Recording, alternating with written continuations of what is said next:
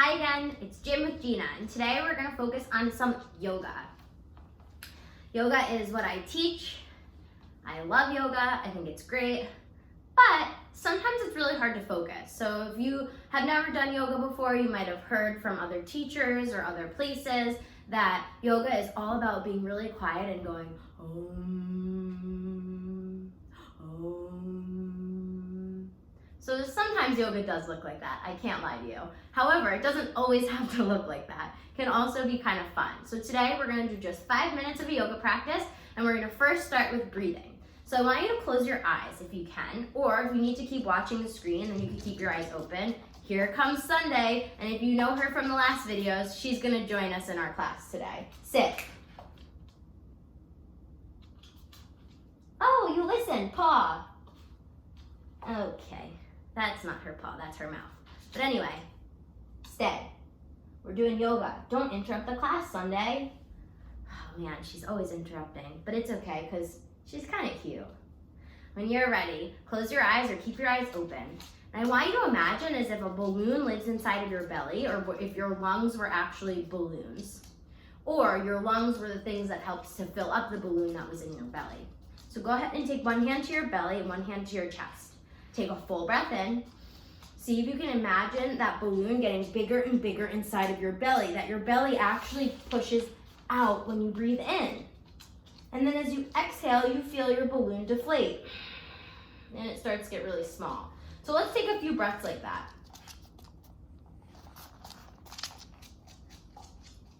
Always interrupting the videos. You ready? Take a full breath in. Let your balloon get really big, and then exhale. The balloon deflates. Let's do 3 more like that.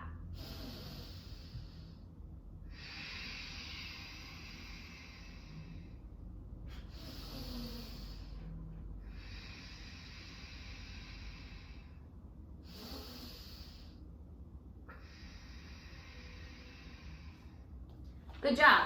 That's practicing good breathing. That's going to help us even later when we do more cardio and other gym exercises later this week. So when you're ready, let's head onto our hands and knees. We've done this in another video before, but we're going to do it again. So we come to a tabletop so that our back is so flat that if we were to stick a tray of food or beverages on it, it wouldn't fall over. So your back is nice and flat. But now we kind of want to knock everything off of our spine. So what we're going to do is drop our belly, lift up through the crown of your head and tailbone, and then press the floor away. That's going to push all of the stuff that we had on our back off. So go ahead, inhale, open up through your chest, exhale, round your upper back, push everything off. Go ahead, another breath in, exhale, push it off your back. Good job, guys. Okay, from here, we're going to tuck our toes, send our hips back, downward facing dog. Pedal out through your feet. This might feel a little difficult on the back of your legs because it's gonna feel like a really deep stretch. But I'm about to make you stretch even more. Walk your feet to meet your hands. You might have to keep your knees bent, and that's okay. But when you get there, see if you can stay bent over and really let go of your head. Let's practice being a rag doll. So do you know what a rag doll is? Probably not, right? Because you're probably young, they don't even have rag dolls anymore. But when I was little, there used to be this toy called a rag doll, and she was basically this doll whose limbs were like this all the time, that she couldn't sit up properly.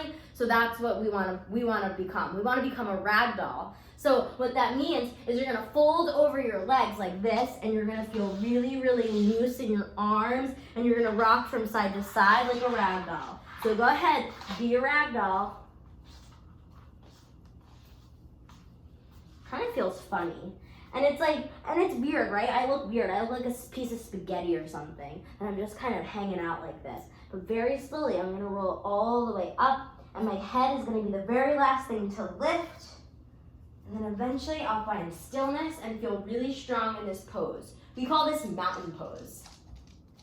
What we're gonna do now is we're gonna greet the sun. We call these sun salutations. So what that means is we inhale, reach our arms up and over our head. We pretend as if we're gathering a piece of the sunlight. And then as we exhale, we fold down, take that forward fold again, right? Plant your hands.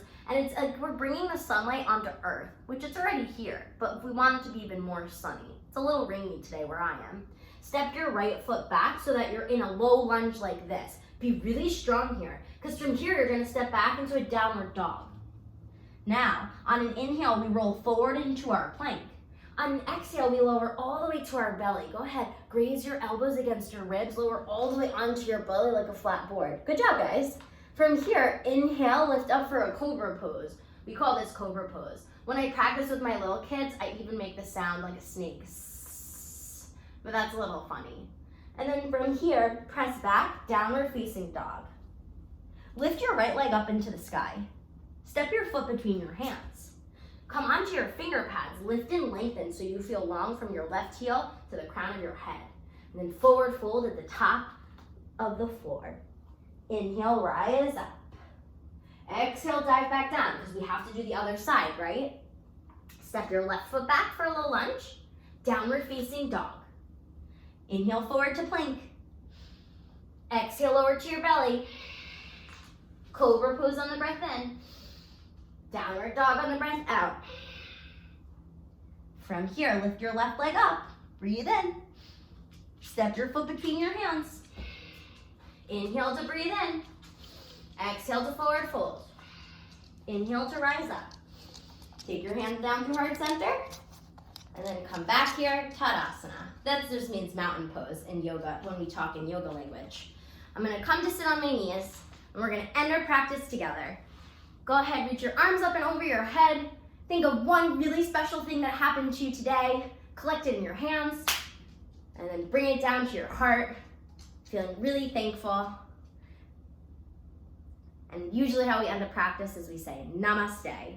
That means that the light in me recognizes the light in you. It's just a greeting. Basically, that's saying, thank you for joining me, and I hope to see you again soon. Also, thanks for being really tolerant of Sunday. I hope she brings you some joy today, too. She's just a silly puppy who wants all the attention. So thanks for being patient with us, and I'll see you guys soon with Gina. That sounds funny, but I'll see you soon.